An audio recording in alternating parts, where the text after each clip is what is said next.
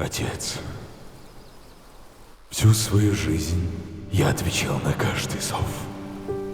Чести, долга, войны.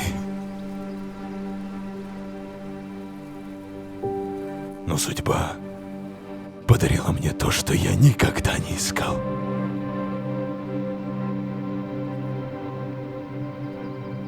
Дитё, жизнь, нетронутую бурей.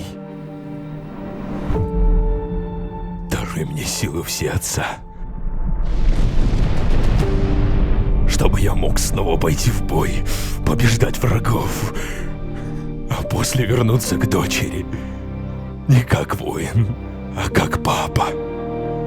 Я хочу дать ей не меч в руки, а тепло, то, которого у меня не было. Отец, прошу, услышь меня.